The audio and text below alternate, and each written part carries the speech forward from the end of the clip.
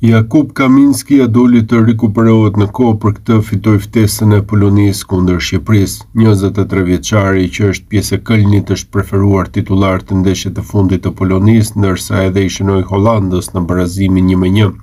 Kaminski ishte ankuar së fundmi në Gjermani për shqetësime fizike, prandaj dhe ishte vendosur në dyshim për ndeshjen ndaj kombëtares son.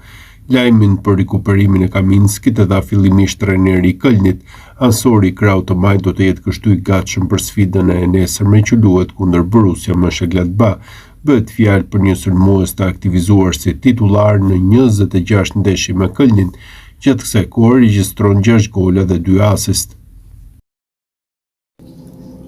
Legjenda e futbollit botror polaku Zbigniew Boniek ka dhënë një intervistë për Rai Radio Uno duke komentuar dhe kualifikueset e Kupës së Botës. Ai e ka nisur fillimisht duke shprehur bindjen se Italia do të siguronte kalimin në fazën finale të turneut. As nuk e imagjinoi që Italia të mos fitojë me Irlandën e Veriut në shtëpi.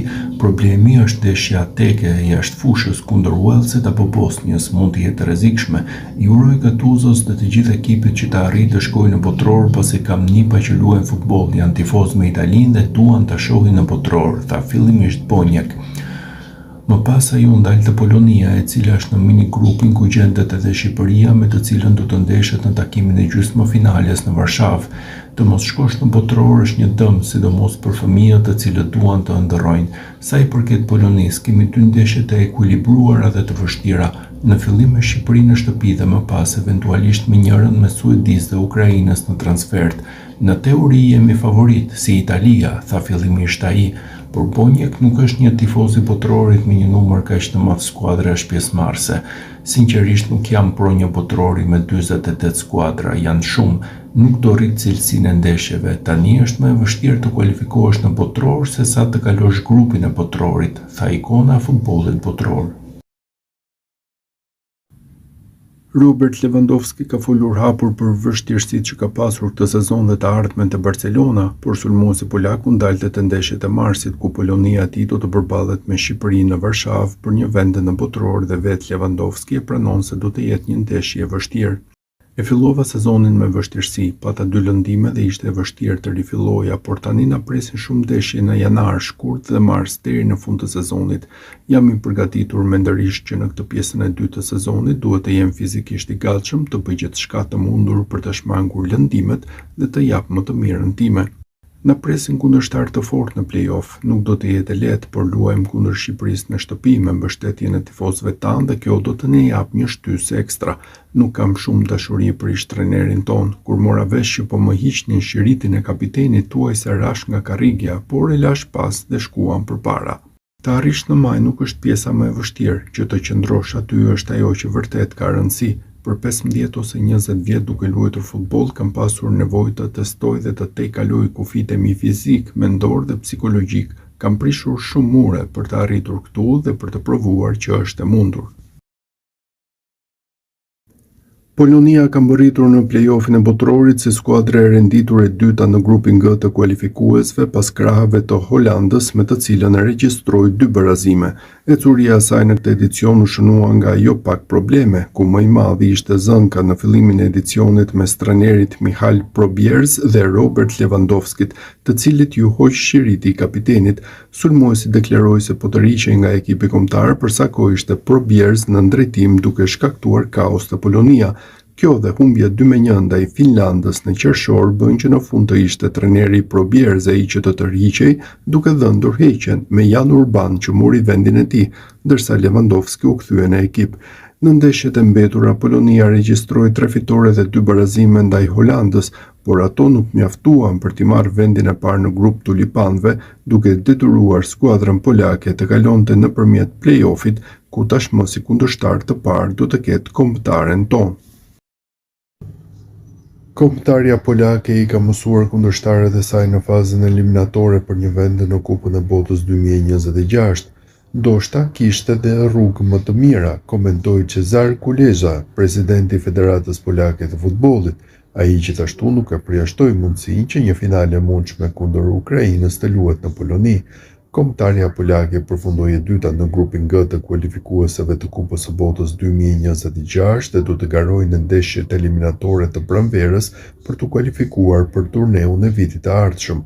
Nëse skuadra Jan Urban po Shqipërinë, ata do të përballen ose me Ukrainën ose me Suedinë në ndeshjen vendimtare. Ai nuk e fsheu faktin se polakët teorikisht mund të kishin tërhequr kundërshtarën më të lehtë, megjithatë përparësia tyre sigurisht mbetet kualifikimi për Kupën e Botës. Është e vështirë të thuhet nëse fati ishte në anën tonë apo jo. Ndoshta kishte edhe ndeshje më të lehta, por na ra shorti ashtu siç na ra. Duhet të fitojmë këtë ndeshje. Askush nuk do të na jap një bilet falas për në Kupën e Botës, vuri në tukje presidenti i Federatës Polake. Gjysmëfinalet do të luhen më 26 mars, ndërsa finalet janë planifikuar për më 31 mars. Presidenti paralajmëroi se situata skuadrave individuale mund të ndryshojë në muajt në vijim. Paraqitjet eliminatore janë vetëm 4 muaj larg dhe pa jo auruar askujt mund të shfaqen dëmtime në këto ekipe. Lojtarët mund të ndryshojnë klube, ndërkohë dhe forma e disa lojtarëve ndërkombëtar mund të ndryshojë. Shumë faktorë do të ndikojnë në ekip para eliminatoreve. Le të shpresojmë që t'i shmangim dëmtimet. Lojtarët tanë janë në formën e tyre të jetës. Kemi shumë fat futbollistik dhe ja dalim të kalojmë eliminatoret, shtoi ai. Kombëtarja shqiptare nuk mund të nënvlerësohet, siç e zbuloi vetë Fernando Santos. Ekipi i tij posoi një humbje 2-0 në Tiranë në shtator 2023 dhe portugezi dha dorëheqjen si trajner disa ditë më vonë. Shqiptarët janë një ekip shumë i mirë, veçanërisht në shtëpi. Gjithmonë ka shumë mbështetje në stadiumin e tyre, të gjithë reagojnë me entuziazëm. Ne kemi luajtur kundër tyre, kështu që e di si është. Është vështirë të luash kundër tyre.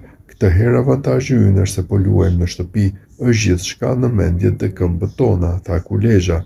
A do të arrijë një marrëveshje Federata Polake e Futbollit me ukrainasit nëse një finale e mundshme kundër Ukrainës mund të mbahej në Poloni? Ekziston një mundësi për vendimi u takon ukrainasve, e gjitha varet nga ajo që bëjnë ata, nëse duan të luajnë në Poloni apo të kërkojnë një stadium tjetër në Evropë. Duke i njohur tifozët tanë, ata do të udhëtojnë për në ndeshje dhe do të ketë mbështetje entuziaste prej tyre, vazhdoi timonieri i Federatës Polake.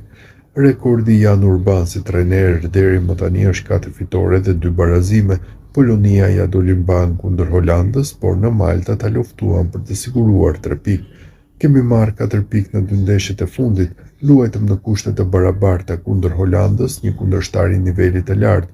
Sigurisht që pati një qetësi të lehtë kundër Maltës, por në fund fituam dhe morëm 3 pikët. Jan Urban bëri gjithçka që mundi. Nuk mendoj se ka dikush që do ta kritikonte punën e Jan Urban.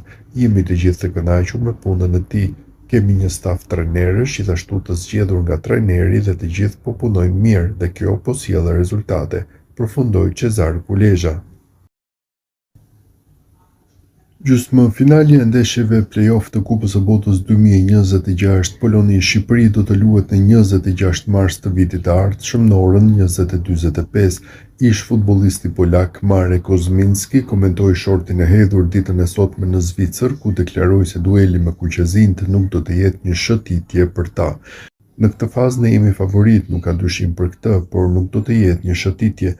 Do ta luajmë ndeshjen e parë në shtëpi. Kjo do të jetë vlera jonë e shtuar, pasi është më e lehtë për ne të luajmë si pritës. Pres që do ta kalojmë Shqipërinë dhe pastaj mbetet pyetja se me kë do të përballemi në raundin e dytë, Suedinë apo Ukrainën dhe mbi të gjitha ku do të luajmë. Ata janë një kundërshtar brenda mundësive tona, megjithse kohët e fundit na treguan në shtëpi se ishim padyshim më të mirë, përfundoi ai.